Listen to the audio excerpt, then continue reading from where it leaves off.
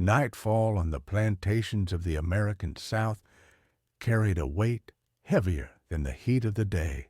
When the overseer's whip grew silent and the masters retreated into their grand homes, a different sound would begin to spread across the fields.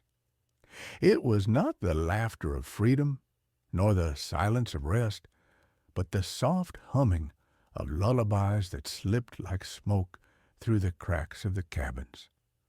Mothers sang to their children, their voices low and measured, but the sound traveled further than the intended ears.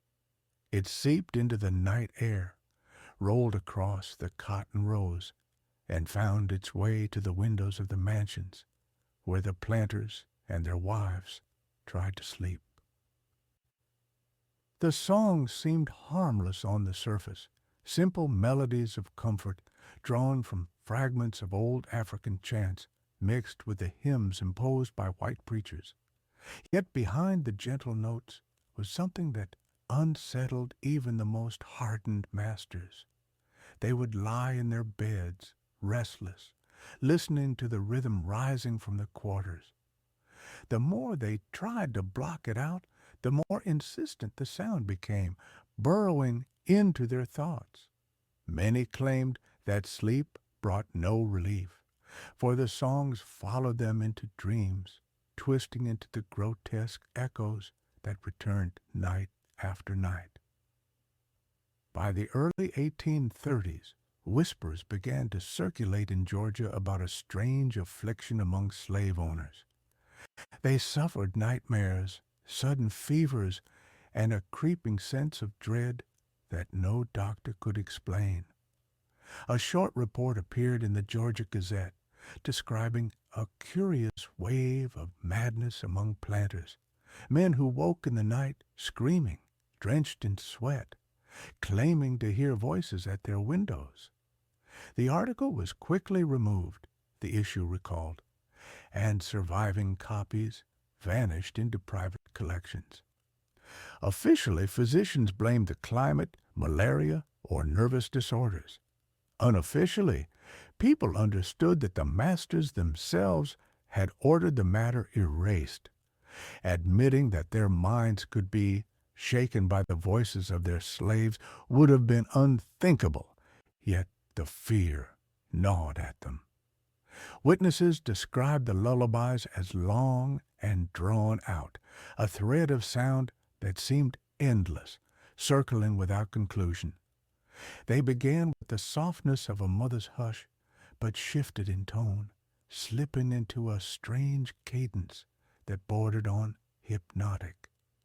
The songs carried layers, as if beneath the melody lay other voices, deep and mournful, too ancient to belong to the singers. Some said they heard the cries of the drowned carried across the Atlantic, others the clash of chains, others still the weeping of spirits waiting to be remembered. White women confessed in trembling voices that the songs felt like omens. In those notes they sensed death, as though the earth itself was humming a warning. A planter in Bibb County left behind a diary entry that later researchers found chilling. He wrote that the nights had turned against him. Even when the quarters were silent, he still heard the lullabies. The walls seemed to vibrate with the sound. He felt as though the house itself had joined in the singing. 2 months later, the man was discovered lifeless in his bed. His face bore an expression of such horror that the physician who examined him refused to comment. No signs of disease were recorded, only the conclusion that his heart had failed under strain. To those who remembered his words, the cause was obvious. The songs had followed him into a place he could not escape. Such accounts were never printed in official histories. Plantation owners did not wish to admit that the enslaved possessed a weapon beyond their control. But within the cabins, the knowledge spread quietly. The songs were not merely for children. They were for the land, for the ancestors, and for the ears of those who believed themselves untouchable. In African traditions carried across the ocean, music was never only music. It was prayer, spell, memory, and protest bound together. To sing was to summon. To chant was to call forth powers that could not be silenced with chains. There are records of overseers who tried to forbid singing altogether. They claimed it disrupted sleep or that it encouraged rebellion. Yet the more the songs were banned, the more they seemed to persist. At times, the melodies would soften, slipping into humming so quiet it was almost inaudible, yet those who feared them swore they still heard the rhythm pulsing beneath the silence. Attempts to suppress the practice only strengthened the belief that the songs carried something dangerous. Rumors grew of masters who lost their minds, wandering their estates in the dead of night, clutching candles and muttering about voices in the wind. Some locked themselves in their chambers, stuffing cloth into their ears. But even then, they could not escape the sound. The lullabies became inseparable from the land itself, rising with the mist in the morning and sinking back into the soil at dawn. The legend of the secret lullabies spread slowly, carried not by official accounts, but by whispered stories passed along by travelers, preachers, and traders. They spoke of a strange curse that fell upon those who treated human beings as property. The curse did not strike with rebellion or blade, but with something more subtle and more terrifying, the erosion of the mind. To hear the songs too often was to invite visions, dreams that clawed at sanity, and a death marked not by wounds, but by a face frozen in terror. For the enslaved, the songs were a means of survival. To sing was to soothe children, to pass time, to remember ancestors who had been torn away. Yet beneath the surface lay another purpose. The masters heard the same notes and trembled, unable to separate melody from malediction. The lullabies became invisible chains, binding them in fear. By the mid-19th century, stories of the deadly songs were part of the hidden folklore of the South. Some swore that certain melodies could bring fever within days. Others believed that particular rhythms, when repeated night after night, could drive even the strongest man into madness. Whether or not these claims were literal mattered less than the effect they produced. Belief alone was enough to spread panic, and in that panic lay a rare reversal of power. The nights continued to stretch long, the lullabies weaving through darkness. Generations passed them down, reshaping the words but keeping the same mournful rhythm. For those who sang, they were a link to the past. For those who listened against their will, they were a reminder that the walls of the plantation were never strong enough to keep out the voices of the enslaved. The secret lullabies endured as both comfort and curse. They were carried in breath, in memory, in the unbroken tradition of survival, and for the masters who feared them, they became an unseen hand pressing on the chest at night, a sound that could not be silenced, a whisper that reached from the cabins to the grave. When the sun sank behind the endless rows of cotton and rice, the plantations of the South entered a different life. The day belonged to the overseer, to labor counted in lashes and pounds, to voices silenced under command. But the night belonged to the enslaved, and in that fragile span of hours, they reclaimed a measure of freedom with sound. The cabins, rough and crowded, filled with voices that did not dare speak openly in daylight. At night, they sang. Some melodies carried the sorrow of separation, others the memory of lands across the ocean, others the dream of deliverance whispered through code and metaphor. To those who sang, these voices were survival. To those who listened unwillingly, the masters and their families, the voices became terror. The planters often wrote about these songs as if they were nuisances. They described them as noises drifting on the humid air, as disturbances that kept them awake. But behind their words lurked an unspoken fear. They knew the songs were not only for children or for passing time. They sensed that something else was hidden beneath the melodies, something they could not translate or control. Each voice from the cabin seemed to carry layers of meaning. A hymn about crossing rivers could be a prayer for escape. A lullaby could double as a lament for the dead. Even the simplest hum carried a weight that pressed on the walls of the grand houses, seeping into the dreams of those who claimed to own the singers. There are accounts of planters waking in the middle of the night, convinced that the voices outside were not human. They described tones that stretched unnaturally long, chants that repeated beyond reason, harmonies that seemed to shift with the wind. Some insisted that they heard voices whispering their own names. Others claimed the songs called out sins they had tried to forget. The deeper they listened, the more the sounds became unbearable until they seemed to bleed into silence itself. By the 1830s and 1840s, several plantations in Georgia, Alabama, and Louisiana reported sudden breakdowns among their owners. These were men who had ruled without doubt during the day, but who at night trembled in their beds, clutching candles and pacing halls until dawn. They confessed to family members that they could not endure the voices any longer. Their wives told neighbors of the terrible dreams that followed the melodies, dreams of burial, drowning, and endless pursuit.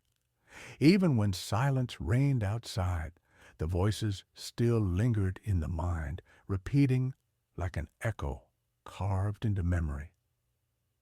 What terrified the planters most was the suspicion that the songs were not random. They feared that the voices formed patterns, spells, incantations. Folklore scholars who later studied fragments of these songs noted traces of West African traditions in the rhythms. In those cultures, music was inseparable from ritual. To sing was to summon, to call on ancestors, to bridge the seen and the unseen.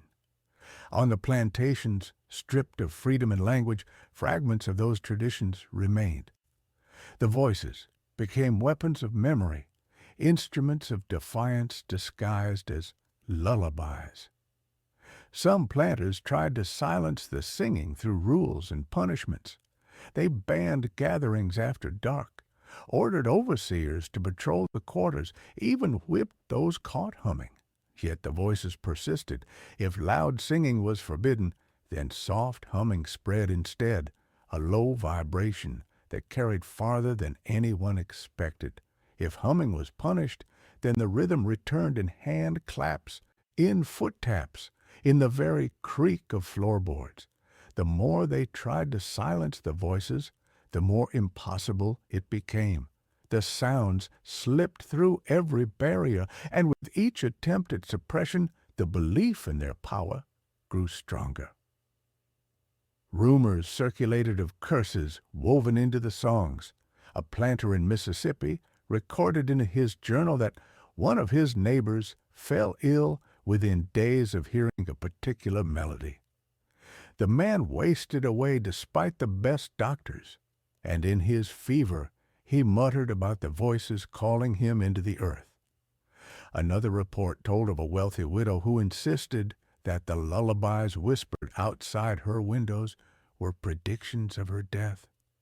Within weeks, she died suddenly, leaving behind only servants who swore that the night before the cabins had sung until dawn without pause.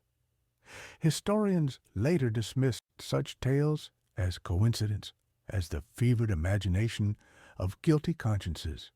But guilt itself can manifest as illness, and fear alone can shorten a life. For the enslaved, the belief of their masters was enough.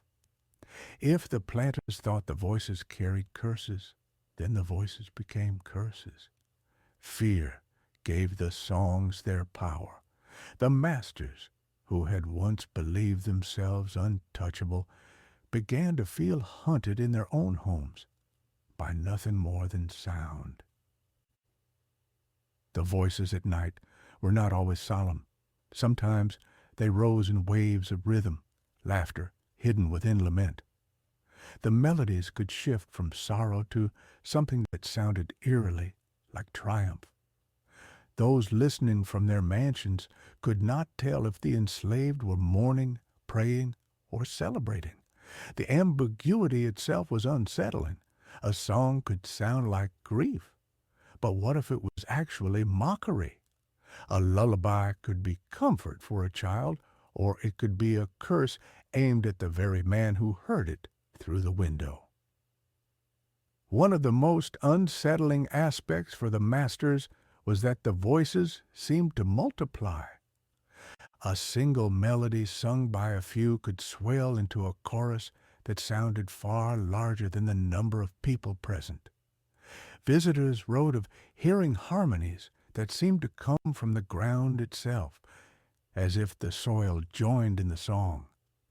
Others spoke of dissonant tones that emerged unexpectedly, clashing with the melody in ways that created a sense of unease, a sonic wound that refused to heal. It was as if the night itself had begun to sing, and the plantation became a stage where the masters were not the audience, but the prey. These stories created an atmosphere of paranoia. Masters began to question their own sanity.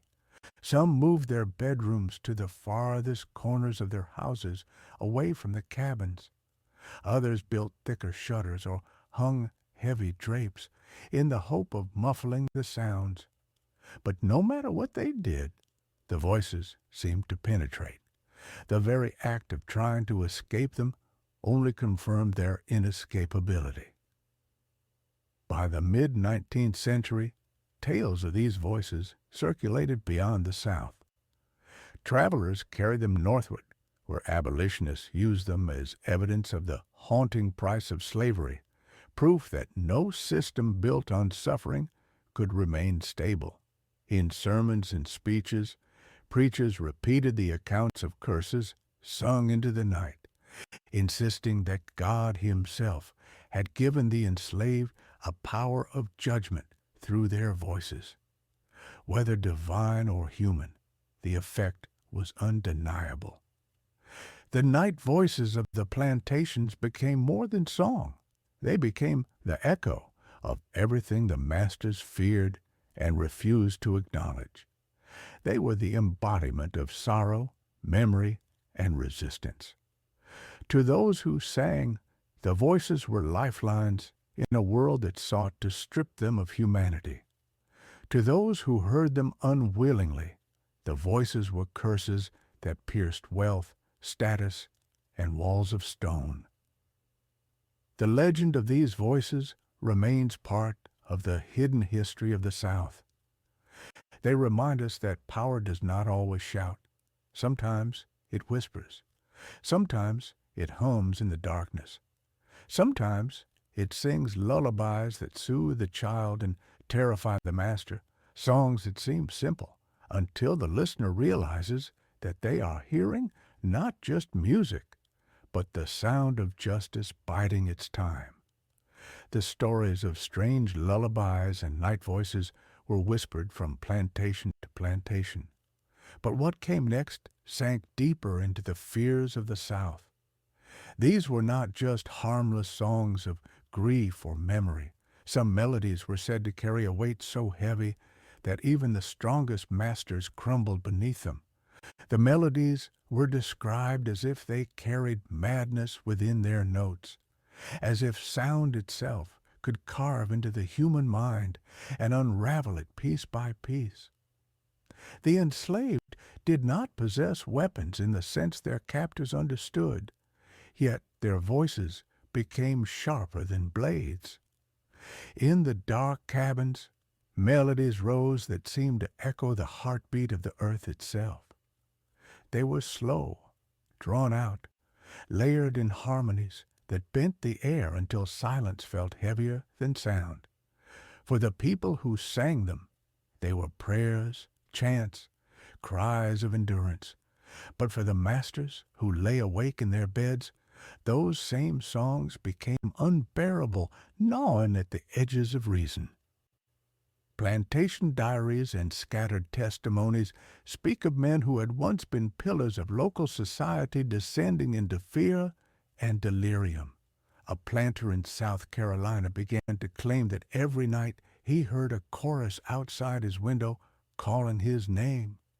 He shut himself in his study, refusing to sleep, until finally he collapsed in exhaustion, muttering incoherently about songs that would not stop.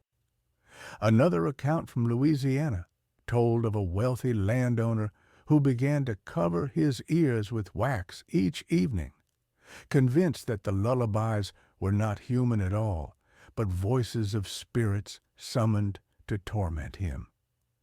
Within months, his estate passed into the hands of his relatives, who buried the story but could not silence the rumors. What gave these melodies their terrifying reputation was their persistence. They did not fade after the song ended.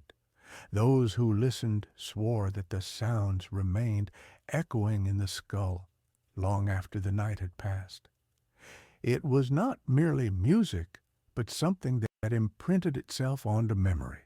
A rhythm, once heard, returned again and again, impossible to erase.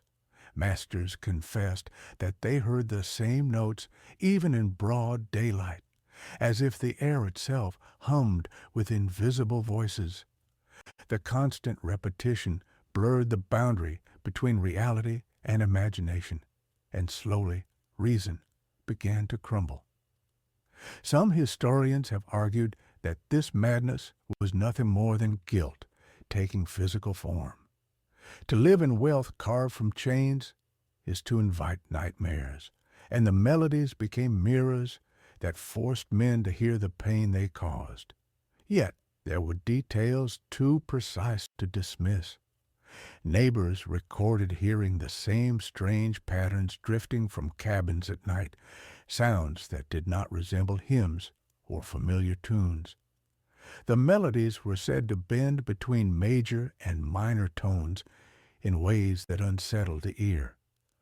They carried an otherworldly tension, as if they were designed not to soothe, but to disturb. Travelers who spent nights on plantations occasionally left records of their experiences. One northern merchant described lying awake in a guest room, listening as the quarters filled with sound. He wrote that the voices did not rise like ordinary singing, but rolled like waves of the ocean, one following another, without end.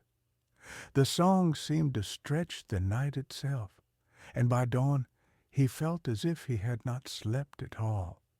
Though he left the plantation unharmed, he carried the memory of that endless chant for years, haunted by the sense that he had been touched by something far older than the land around him.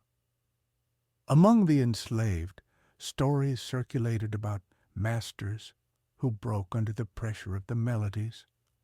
One tale told of a planter who began shouting at invisible figures, insisting that they sang even when the cabins were silent. His family locked him in an upstairs room, but neighbors could still hear his screams. Another story described a mistress who fell into despair after weeks of hearing what she swore were voices of the dead in the lullabies. Whether these accounts were embellished or not, they spread quickly, fueling the belief that certain songs had the power to destroy minds.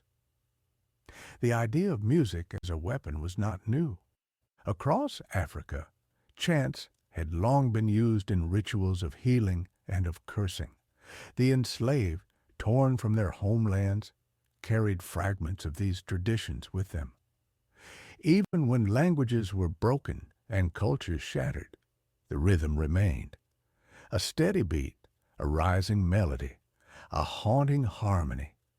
These were tools as much as they were memories. On plantations, those fragments fused with the hymns of forced Christianity, creating something neither fully African nor fully European, but uniquely forged in bondage. To the enslaved, the melodies preserved spirit. To the masters, they became a slow poison. What frightened the planters most was that they could not control what they could not understand. They tried to forbid the singing, but the melodies continued. They tried to punish those who sang, but the voices only grew quieter, slipping beneath the surface until they became almost imperceptible hums that still carried the same weight. They tried to drown out the songs with their own prayers and sermons, but in the stillness of night, the enslaved voices always returned. The inability to silence the melodies made them seem supernatural. Fear magnified every note until music became malediction. There were even whispers of collective breakdowns. A visitor to Georgia recorded that 3 planters in the same county fell ill within weeks of one another, each reporting sleepless nights filled with music they could not escape. 2 recovered after leaving their estates to relatives, while one died suddenly in his sleep.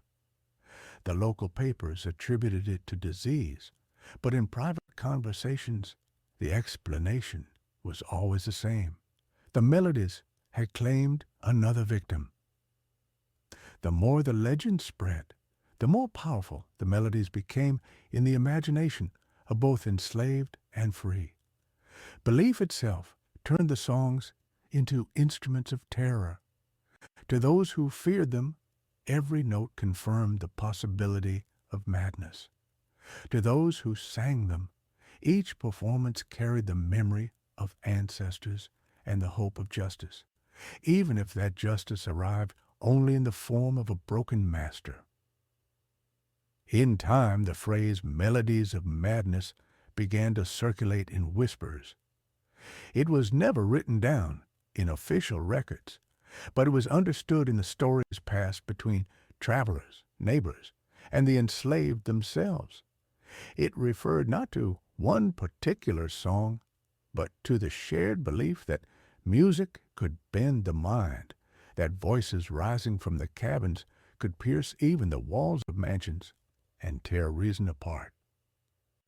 These melodies, whether real curses or the product of fear, endured as part of the hidden war between the enslaved and their masters. They remind us that sound itself can become a battlefield. A lullaby can comfort the innocent while destroying the guilty. A melody can hold within it centuries of grief and centuries of vengeance. And for those masters who heard them too clearly, the songs of the night became the last voices they carried into madness. The planters of the South understood many things about control. They knew how to calculate the yield of a cotton field to the pound, how to track every whip stroke on a ledger, how to measure a man's strength until his body gave out. What they did not understand and could never master was the power of sound. Singing was the one thing that slipped through iron bars and overseers' ears alike. It carried over the swamps, through the cane fields, and into the bedrooms of the masters themselves. And because they could not contain it, they came to fear it. On countless plantations, rules were written with a trembling hand. No slave was to sing after sundown. No gatherings were to take place in the cabins without a white overseer present. No spiritual chants were to be raised in the fields without express permission.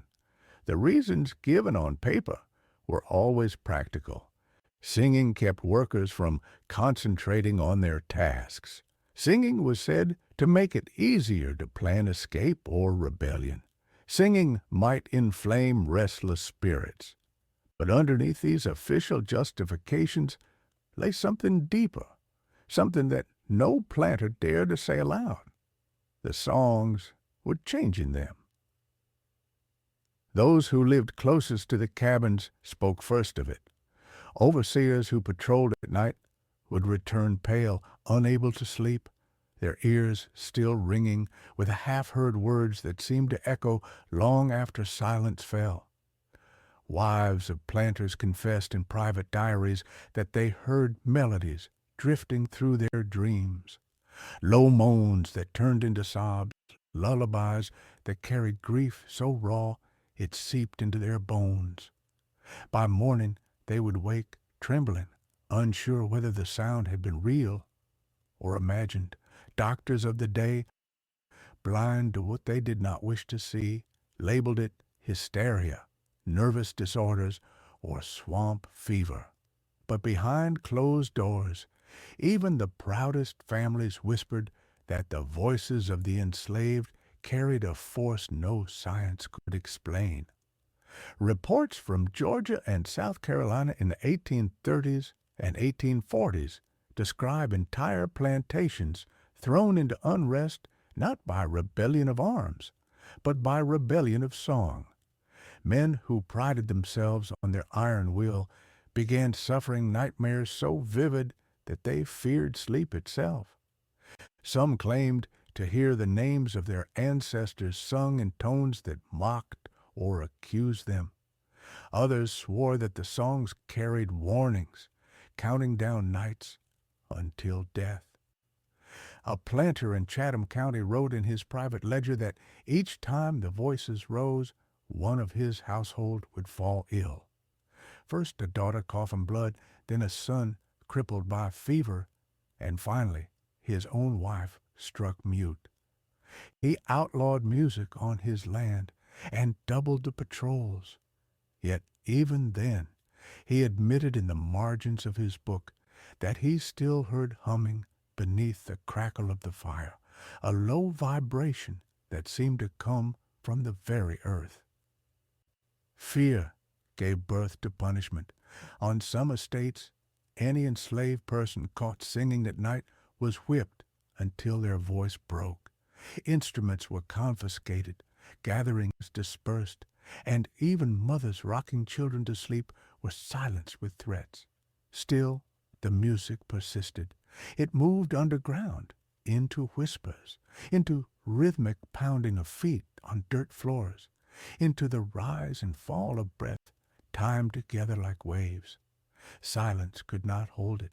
It only made the forbidden harmonies stronger, wrapping grief and anger into sounds that no walls could contain. There were stories that spread from mouth to mouth, never written in ledgers, but remembered like curses. A Louisiana master who burned the banjos and fiddles of his workers was found weeks later wandering the swamps, naked, singing the very same melodies he had forbidden. He died in delirium, croaking out fragments of chants no one had taught him. In Mississippi, a visiting minister recorded in his journal that he witnessed a midnight gathering broken up by armed men. But the overseers fled in panic when the enslaved did not scatter. They only continued to sing louder until the air itself seemed to vibrate and the intruders swore their weapons grew too heavy to hold. What frightened the masters most was not rebellion, but the possibility that the music itself could bend reality. They had brought human beings across the ocean in chains, believing they had stripped them of all power. Yet each night, with nothing but voice and breath, those same captives created worlds where the masters were powerless. In the notes of sorrow was a memory of freedom. In the patterns of rhythm was a code for survival. And in the unyielding rise of voices together was a defiance stronger than any lash. So the laws against singing multiplied. Patrols listened at windows, overseers threatened death. But still, on humid nights, when the moon was hidden and the swamps breathed mist, the cabins would fill with the sound of forbidden melodies. Mothers laid babies on straw mats and rocked them with hums that carried not just comfort, but warning. Old men lifted their heads and let chants pour out, weaving prayers to gods older than America, gods who remembered justice when men had forgotten it. And sometimes, though they tried to deny it, the planters admitted in their journals that when these songs reached their ears, their skin crawled with a cold sweat, as if unseen hands pressed against their hearts. That is why the singing of slaves was forbidden, not because it slowed work, not because it spread unrest, but because in those sounds lived something greater than whips or laws could extinguish. A truth that terrified those who held the power by day, but lay trembling by night.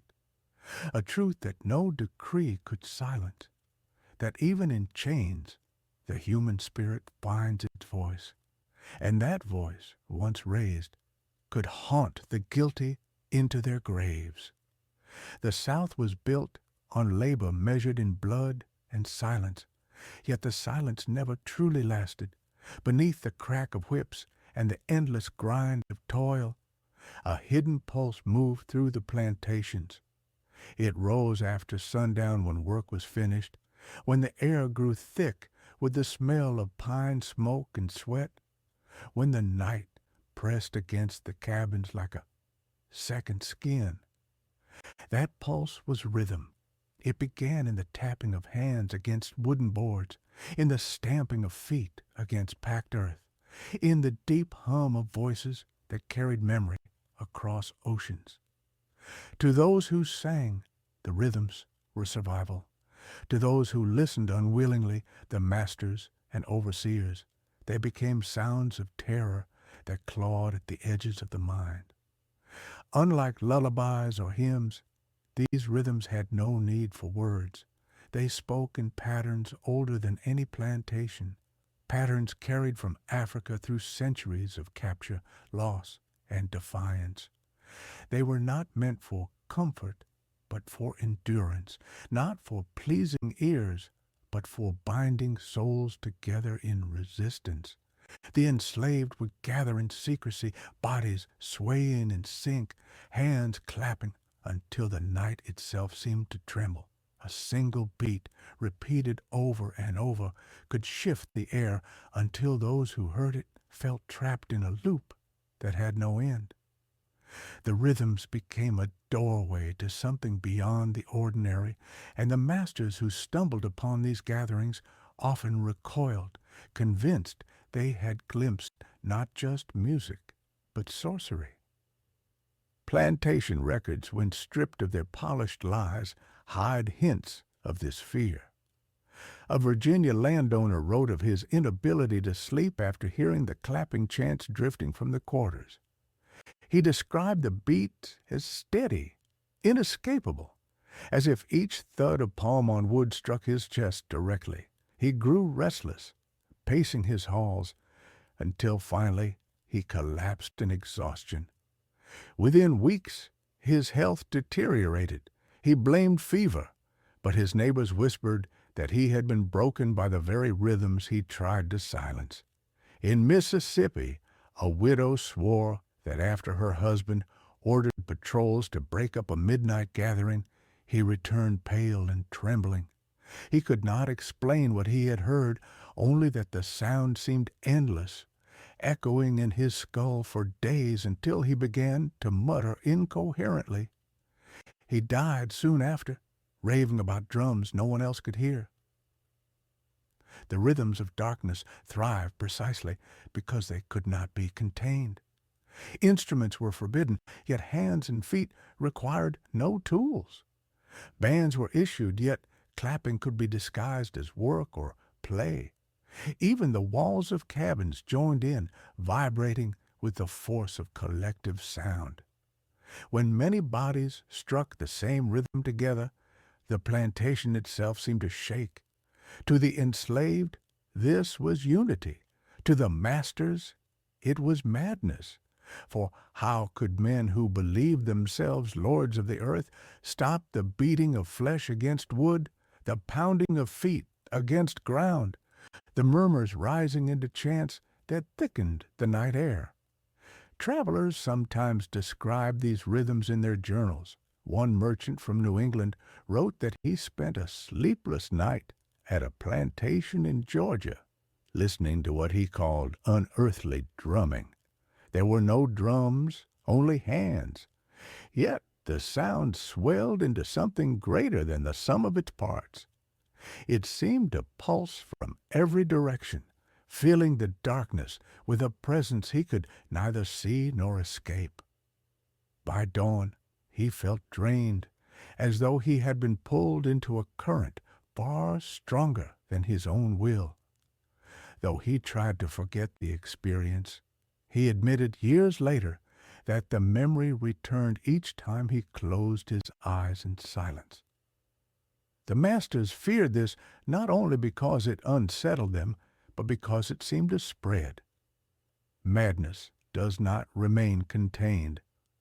One planter might grow restless, another might grow paranoid, until entire households fell into unease. Servants whispered that their owners paced through the night, muttering, unable to sleep, convinced that unseen drums still beat within the walls. A few even claimed that the rhythms drove some to violence against their own families, as if trying to silence the echoes within their minds. Whether these stories were true or exaggerated, the fact that they persisted reveals the depth of fear. The rhythms were not merely sound, they were curses etched into memory. For the enslaved, the gatherings were more than defiance. They were a way to hold fragments of a stolen world. The body became the drum, the heart, the metronome, the voice, the vessel of grief and hope. These rhythms carried prayers disguised as patterns, messages woven into repetition, dreams that no overseer could translate. They became both anchor and weapon. To participate was to step outside the boundaries of the plantation, if only for a night, into a realm where freedom still lived.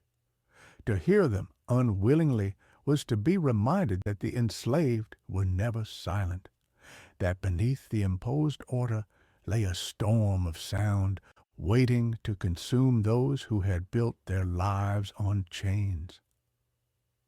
The madness attributed to these rhythms may not have been madness in the medical sense, but in the spiritual sense. The masters were confronted with something they could not interpret, something that slipped past their language and into their bones. Fear twisted the experience until it became unbearable. They convinced themselves that the rhythms were curses, and so they suffered as if cursed. Their wealth, their mansions, their ledgers, none of it shielded them from the invisible force of collective sound. Each beat reminded them of what they could never fully conquer, the human will to endure and resist.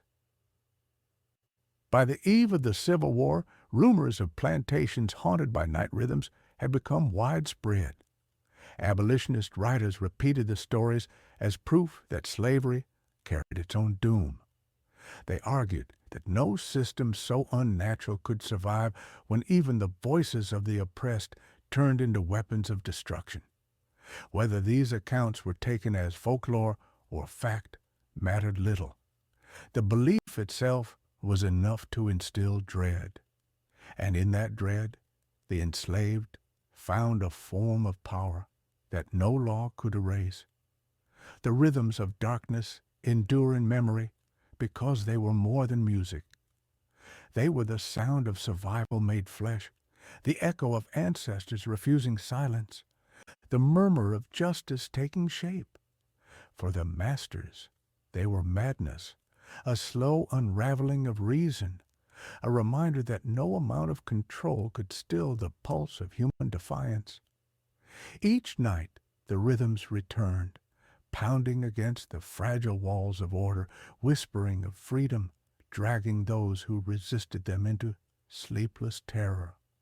And in the end, when the old South crumbled into ashes, it was said that the last thing many planters heard was not the clash of armies, but the unyielding beat of hands and feet rising from the darkness, the music that had always haunted them, the music that drove them to the edge of sanity.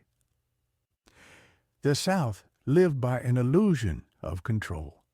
Planters counted bodies like they counted livestock, convinced that chains and ledgers were enough to guarantee obedience.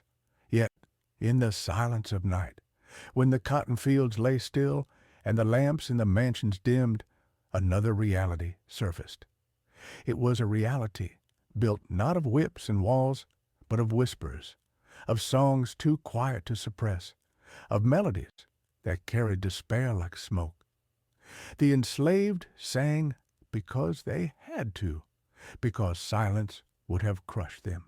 But those same sounds, meant to hold a community together, slipped across the boundaries of the cabins and seeped into the ears of those who held power.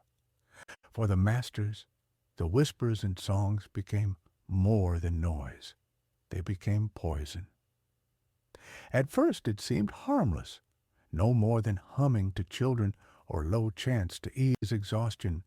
But over time the music took on a life of its own. Overseers who passed too close to the cabins at night claimed they heard voices murmuring their names. Wives of planters confessed that they woke from sleep with melodies echoing in their heads, as if sung directly into their dreams. Planters themselves began to write in their journals about nights spent pacing, unable to sleep, listening to songs that seemed endless. These whispers did not shout rebellion. They did something more insidious. They crawled into the minds of those who believed themselves safe and unraveled them from within. There were cases where this unraveling reached its breaking point.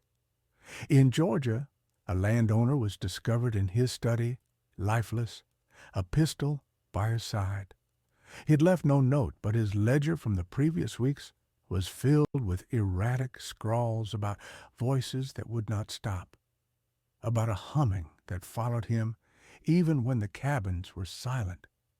In Louisiana, neighbors whispered about a widow who threw herself into the river after weeks of hearing what she swore would chance, predicting her death.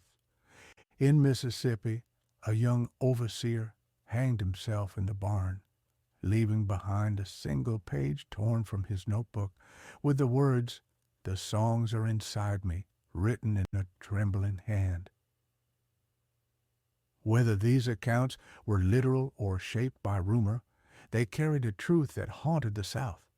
The enslaved had no armies, no weapons, no legal power, yet through whispers and songs they held a weapon that pierced deeper than any blade. Fear became the master of the masters. Fear that the sounds of grief were curses. Fear that the voices in the dark carried judgment. Fear that the night itself had turned against them. The more they tried to explain it away as sickness or coincidence, the more the fear grew. For what if the songs were not only songs? What if they were doors to something the masters could neither understand nor escape? Attempts to silence the voices only fed the terror. Singing was forbidden, but humming continued. Humming was punished, but the rhythm returned in the creak of wood, in the stamping of feet, in the murmur of prayers disguised as snores. The whispers could not be caged. They were everywhere. Planters sat in their parlors with shutters drawn tight, yet still the sounds reached them. They tried to drown them out with their own music, with pianos and violins. But even then the echoes persisted, slipping between notes like shadows slipping between cracks in the walls. The very effort to block the voices confirmed their inescapability. The psychological toll was profound. Some planters grew paranoid, suspecting conspiracies where none existed.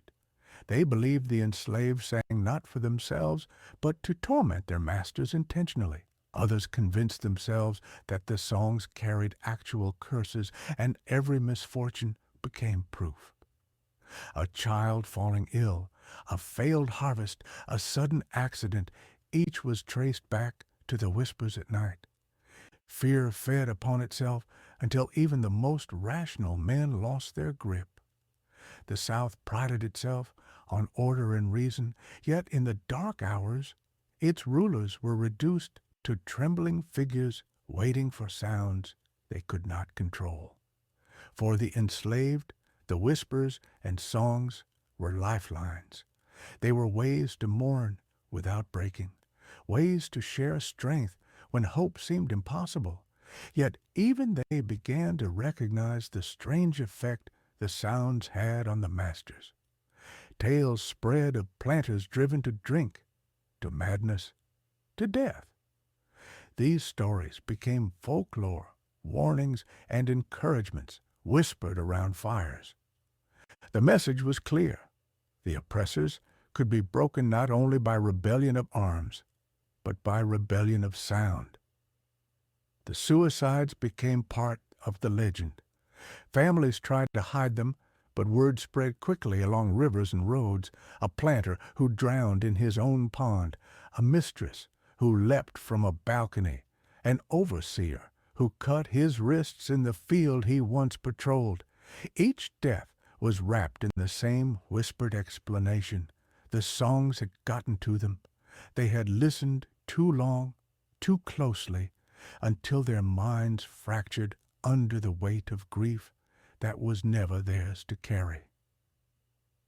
By the middle of the 19th century, the fear of whispers and songs had become a hidden undercurrent of plantation life. Outwardly the system appeared unshaken, yet beneath the surface cracks widened. Each suicide was another reminder that power built on suffering was never secure. Each whispered melody carried the possibility of another death. And so the masters lived in constant dread, pretending strength by day, but crumbling by night. The legend endures because it reveals a truth that official histories rarely admit. The enslaved wielded voices as weapons. Their songs, born of sorrow and endurance, became forces of resistance that no law could silence. They turned grief into a curse, whispers into blades, melodies into nooses for those who believed themselves untouchable. And in the darkness of the cabins, where the oppressed clung to one another with sound as their only shield, the mighty masters of the South sometimes chose death over another night of listening. Night after night, the plantations of the South pulsed with a strange unease. By day, order seemed secure. Masters barked commands, overseers cracked whips, ledgers filled with figures measuring cotton, rice, and human lives. But when the sun fell and shadows stretched across the fields, a different world emerged. The cabins came alive with voices, soft at first, no more than murmurs, but then layered into melodies that rose like mist. To the enslaved, these were songs of memory, survival, and prayer. To the masters, they became something darker, a force that invaded sleep and turned nights into corridors of terror. The idea of a musical curse began quietly. At first it was spoken only in whispers, the way servants gossiped in kitchens or travelers shared rumors by candlelight. Certain songs, it was said, carried more than sorrow. They carried power. A rhythm repeated enough times could plant itself in the mind of a listener, refusing to leave. A melody sung long into the night could slip into dreams and twist them into visions of death. Masters began to believe that the very air around their plantations was charged with these sounds, as though curses had been woven into the fabric of song itself. Records from the 1830s and 1840s mention planters who dreaded sleep because of the voices drifting through their windows. They tried closing shutters, stuffing cracks with cloth, even moving their beds into inner rooms, yet the melodies always found them. One man in Alabama wrote in his diary that each night he heard the same chant. At first it seemed meaningless, but soon he dreamed of coffins lined up in his fields, each coffin bearing the face of someone he knew. Another master in Georgia claimed that after hearing a lullaby from the quarters, he dreamt of being buried alive, unable to scream, while the same melody played endlessly above him. By dawn, he was so shaken that he refused to eat for days. Within weeks, he collapsed and never recovered. These nightmares were not isolated. Families reported them again and again. Wives described visions of shadowy figures at the edge of their beds.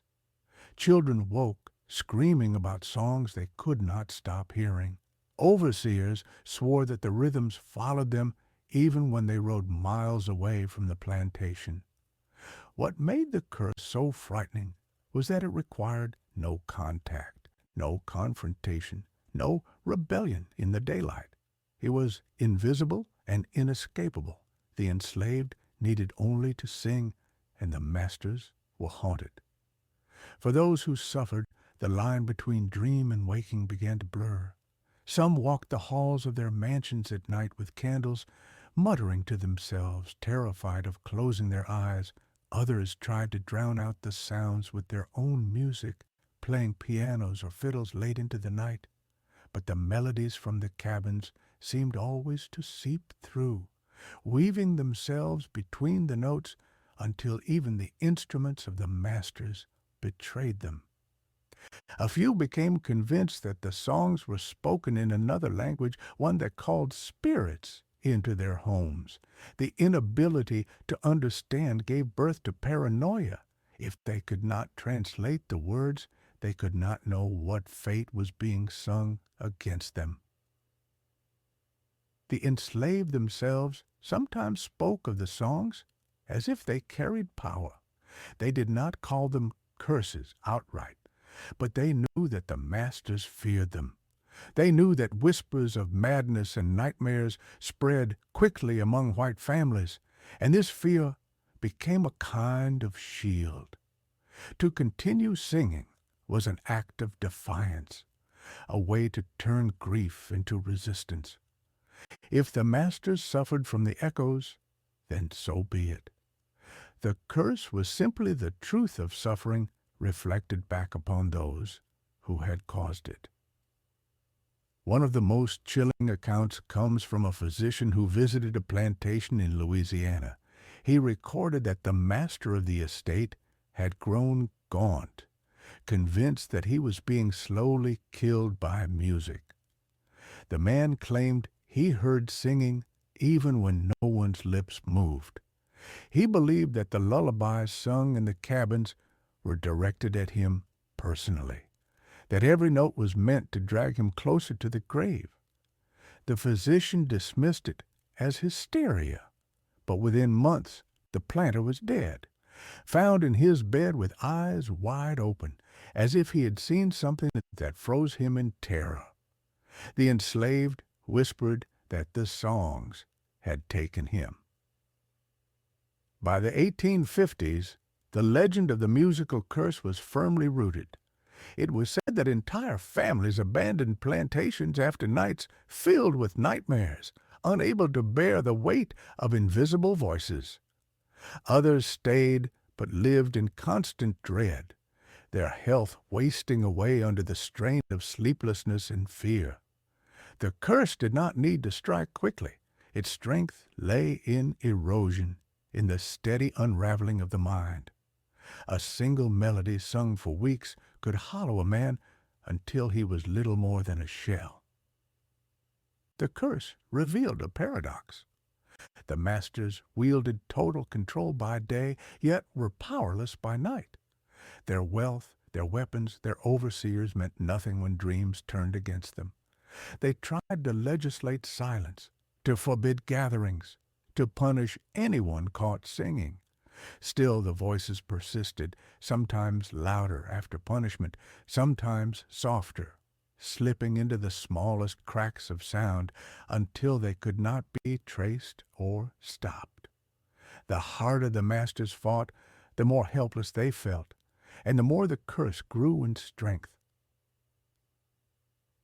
In the memory of the enslaved, the curse was not merely vengeance, but justice. Their songs preserved humanity against the dehumanization of slavery.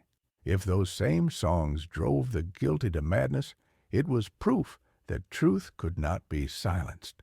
Music became the invisible chain that bound the masters in terror. Each night of nightmares reminded them that beneath their power lay a deeper law, one that no court or overseer could erase. The South would eventually collapse under its own contradictions, but long before armies marched and governments fell, whispers and songs had already begun the work of unraveling.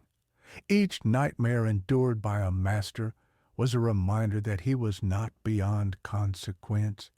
Each haunted night was a prophecy of a system doomed to end. And so the legend endures, that the music of the enslaved was more than survival. It was a curse stitched into the night, a curse that filled dreams with death and left even the most powerful trembling at shadows. By day the enslaved bent under the sun, hands torn by thorns, backs split by lashes, their voices suppressed by commands, barked in tones that brooked no answer. But by night, something changed. The same voices that had been silenced in the fields rose together in defiance. What began as lullabies for children and laments for the dead transformed into something far greater, something the masters could neither measure nor break. The songs became weapons, not weapons of steel or gunpowder, but of memory, rhythm, and fear. A song could travel where no blade could reach. It could slip through locked doors, cross the distance between cabins and mansions, and lodge itself in the minds of those who believed themselves untouchable. Masters prided themselves on owning bodies, yet they discovered they could not own voices. And in those voices was a power older than the plantations, older than the chains that bound the singers. In each note, the enslaved summoned a past that refused to die and a future that refused to be denied. The transformation of song into weapon was not accidental. It grew out of centuries of endurance. Stripped of drums, the enslaved turned bodies into instruments, clapping hands and stomping feet until rhythms echoed through the night. Stripped of freedom, they turned lyrics into codes, hiding messages of escape or rebellion beneath words that seemed harmless to untrained ears. Stripped of dignity, they turned grief into sound so powerful it unsettled even those who claimed to hold absolute authority. What the masters heard as lullabies were often signals. What they dismissed as chants were sometimes battle cries wrapped in disguise. There are stories of plantations where songs guided entire escapes. A melody sung at dusk might tell of a river to cross, a road to follow, a star to watch. The masters, hearing only strange words and unfamiliar rhythms, suspected nothing. Yet by morning another body had vanished into the swamps or the forests, guided by the memory of a song.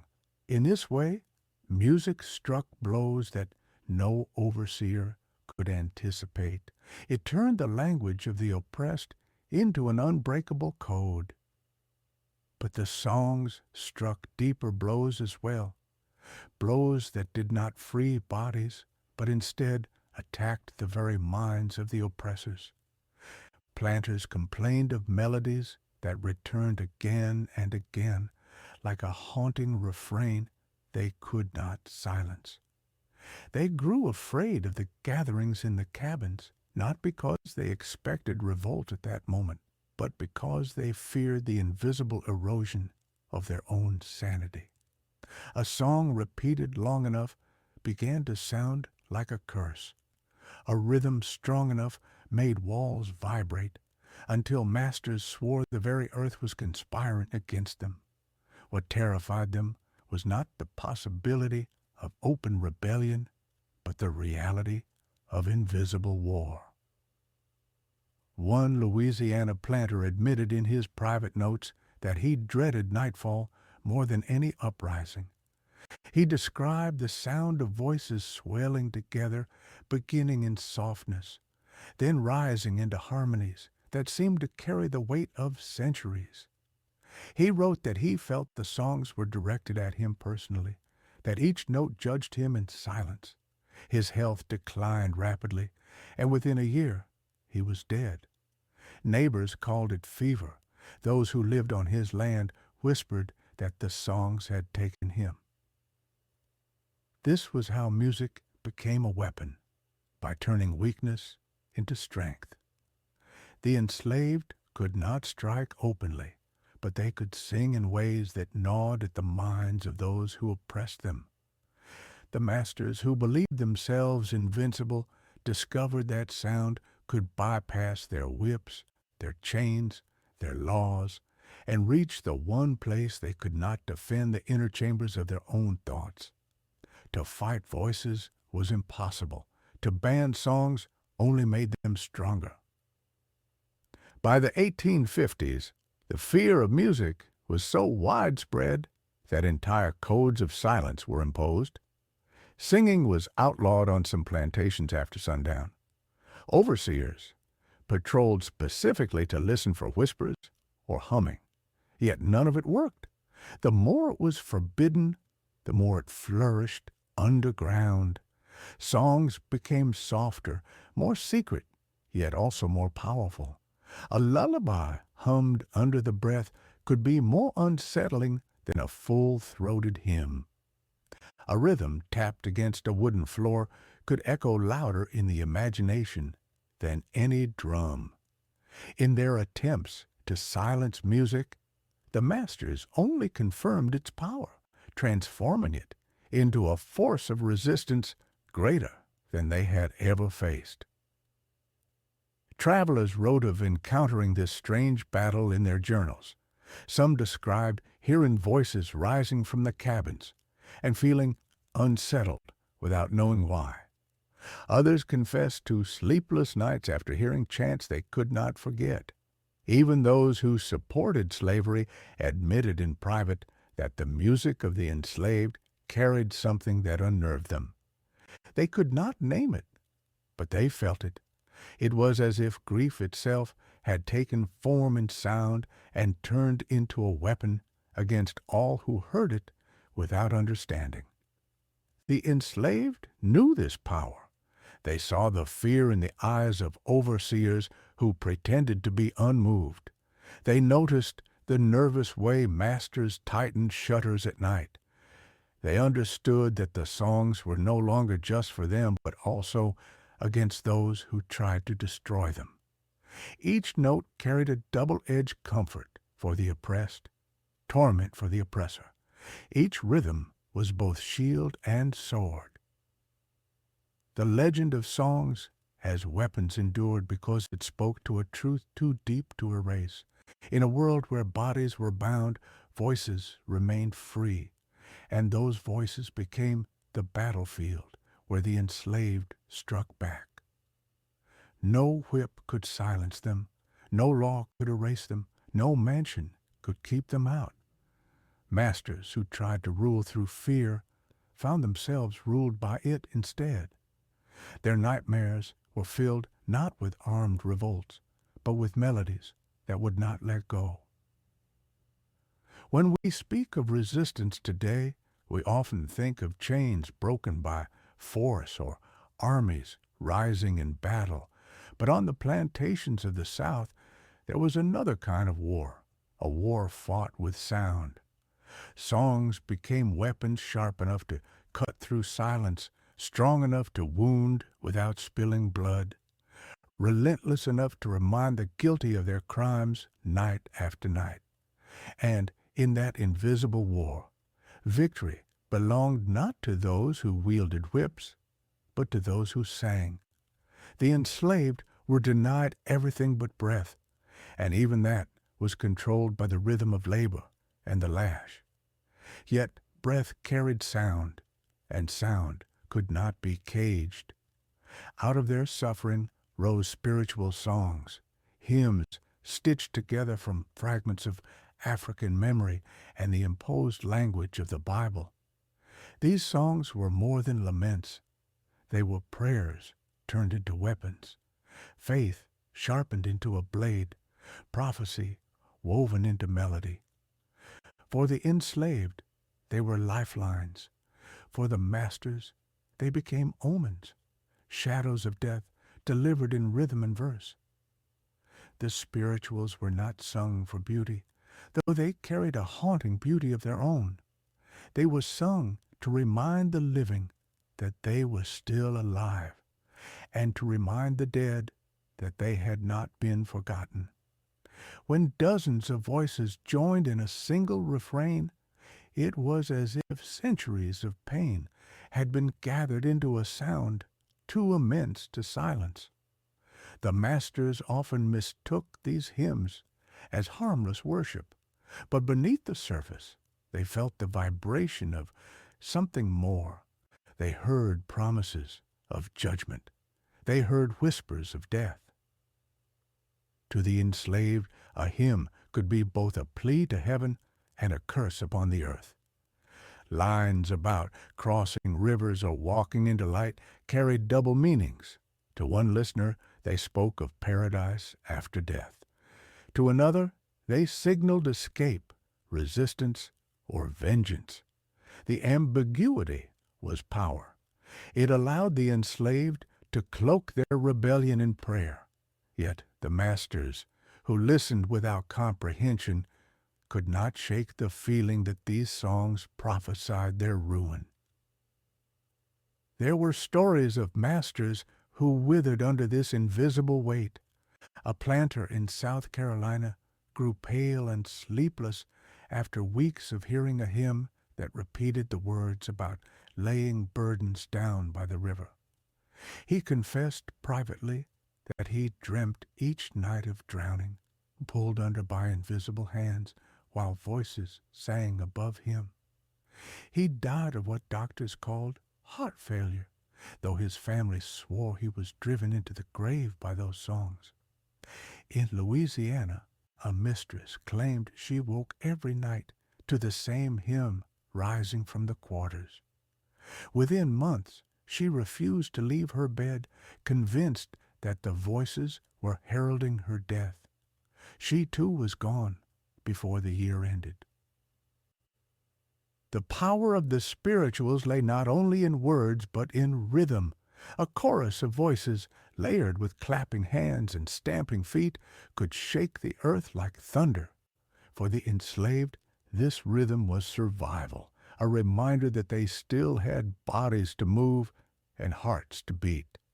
For the masters, the same rhythm was unbearable, a constant pounding that unsettled their sleep and rattled their minds. They imagined that the songs called spirits from the ground, that each beat summoned ancestors who demanded justice. In a way, the masters were not wrong. The enslaved were indeed summoning the dead, refusing to let the memory of the lost be erased. Travelers who passed plantations at night wrote of the uncanny sound of hymns rising into the dark. Some described it as beautiful, others as terrifying, but none could forget it. One minister admitted that he trembled when he heard spirituals sung in unison. He believed he was listening to the voice of judgment itself, that God was speaking not through pulpits, but through the voices of the enslaved. This confession never made its way into official sermons, yet it lived in letters and journals, proof that even the faithful could not deny the deadly force of these songs. The enslaved themselves recognized the double edge of their hymns. They did not speak of curses openly, but they saw the fear etched into the faces of the masters. They knew that a song sung at the right moment could unnerve an overseer more than any weapon. They knew that their hymns, born of survival, carried the power to break the very people who thought themselves unbreakable. It was not that the enslaved set out to kill with music. It was that their truth, sung without apology, was so heavy it crushed those who had built their lives on lies. By the 1850s, the fear of spirituals was strong enough that some masters forbade them entirely. Prayer meetings were broken up, gatherings after dusk were patrolled, and any attempt at collective singing was punished. Yet still the songs found ways to return. A single voice would start, then another would join, and before long the night was filled again with hymns that no whip could silence. The harder they were banned, the more powerful they became. To the enslaved, singing was life itself, and life could not be outlawed. The legend of the deadly power of spirituals endured long after emancipation. Former masters spoke of nights when they were too afraid to close their eyes. Neighbors whispered of deaths that followed certain hymns. Descendants of the enslaved remembered stories of ancestors who believed their songs had goodness. Whether these tales were literal or not mattered less than the truth they carried. Songs could wound, songs could kill, songs could topple those who believed themselves beyond reach. When we remember slavery, we often focus on the chains, the whips, the markets. But the spiritual songs remind us that resistance was everywhere, even in breath. In the cabins where families mourned, in the fields where bodies bent, in the night where voices rose, a hidden war was fought. It was a war without armies, yet it left casualties all the same. Masters who crumbled in their mansions, overseers who lost their minds, mistresses who succumbed to dread, all of them fell to the power of music. And so the story survives not just as history, but as warning. The songs of the enslaved were not merely laments. They were forces that bent reality, carrying the weight of generations, calling down judgment on those who refused to listen. They were proof that even in chains, the oppressed could strike blows that echoed louder than gunfire. Nights filled with hymns were nights filled with prophecy, and for many masters, they were also nights that ended in death. The South believed itself invincible. Its wealth flowed from fields worked by bodies it claimed to own. Its society built upon laws that sanctified chains. Planters imagined themselves noble, refined, chosen by fate to command, but the South's strength rested upon fragile foundations. In the silence of night, when whips were put away and the fields lay quiet, the illusion cracked, for in the cabins rose voices that no chain could bind, and those voices carried melodies that struck at the very heart of Southern power. The true weapon of the enslaved was not rebellion of fire and steel, but the steady, relentless erosion of sound. At first, the masters dismissed the songs as background noise, as simple laments of tired workers, but slowly those melodies wormed their way into the fabric of daily life. Planters confessed in journals that they heard songs even in the absence of singing, echoes that followed them into their studies and into their sleep. Overseers who prided themselves on cruelty began to flinch at the faintest hum drifting from a cabin. Children of slave-holding families whispered about dreams filled with faceless choirs. The songs, born of survival, became the invisible chains that bound the minds of those who believed themselves free. Madness crept in quietly, as madness always does. Sleep fled from the masters, replaced by nights of pacing, nights of trembling at shadows. Their wealth could buy fine foods, silks, and books, but not peace of mind. Each melody carried weight, not of beauty, but of judgment. In every refrain they heard accusations that no court could dismiss. The masters began to fear that they were being watched not only by the eyes of the enslaved, but by the very God to whom those hymns were raised. And fear, once planted, grew like weeds through the cracks of their pride. Stories of breakdown spread across the South.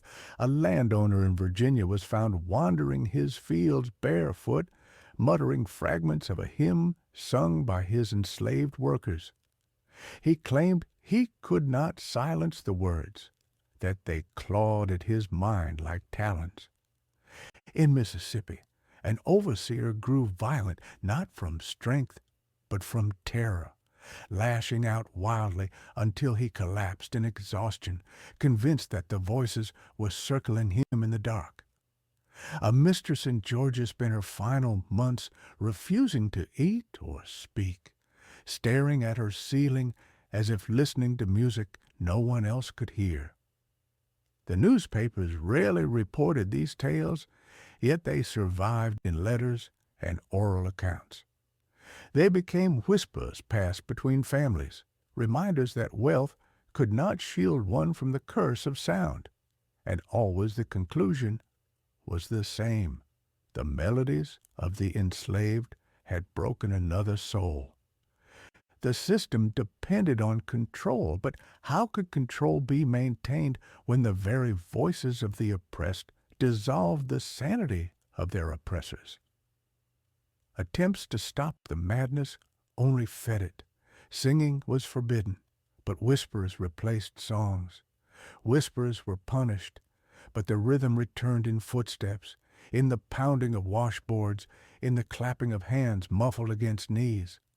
Silence became impossible, for silence itself hummed with memory. The masters, desperate for order, realized that they had built their world upon a foundation they could not silence. Their minds became prisons of sound, haunted by refrains that no whip could erase. The madness was not only individual, but collective. The South as a whole began to move with the paranoia of a people afraid of shadows. Laws tightened against gatherings. Preachers railed against coded hymns, and patrols scoured cabins for evidence of secret meetings. Yet behind every law, behind every punishment, lay fear. The enslaved knew it. They saw the way masters flinched at voices raised in harmony. They saw the unease that spread like fever across plantations. They understood that their greatest weapon was not in their hands, but in their lungs. This psychological war revealed a deeper truth. The system of slavery demanded silence from those it oppressed, but silence was impossible. Voices are the last thing a human can give up, and in giving them, the enslaved turned the world upside down. The more the masters demanded silence, the louder the silence became. It echoed in their minds, filling nights with hallucinations, dreams, and dread until sanity itself crumbled. The very songs meant to comfort the enslaved became for the masters unbearable weights, dragging them toward collapse. By the time the Civil War came, the South was already rotting from within. Its leaders proclaimed strength, but its households carried secrets of madness, of suicides, of endless nights where hymns became curses. The enslaved did not need armies to fight this war of sound. Their melodies were battles fought each evening, victories carved into the unraveling minds of their captors. Each master who succumbed to paranoia, each overseer who lost himself to terror, each family broken by dread, was a testament to the power of music as resistance. The madness of the masters is rarely told in textbooks, for history prefers to speak of battles and politics. But the untold story is that the South was destroyed not only by armies marching from the North, but by voices rising from within. Those voices carried centuries of grief and turned it into prophecy. They foretold the end of a world built on chains. They sang madness into the hearts of those who thought themselves unassailable. The melodies of the enslaved were never meant to be mere music. They were the soul of a people refusing to die. They were shields for the broken and spears for the oppressor. They left no blood on the ground, yet they left scars in the minds of those who listened. And in the end, when the South crumbled, it was not only the cannons and the rifles that brought ruin, but the songs that shattered sanity, stripped power, and proved that no empire built on suffering can survive the sound of truth sung in the night.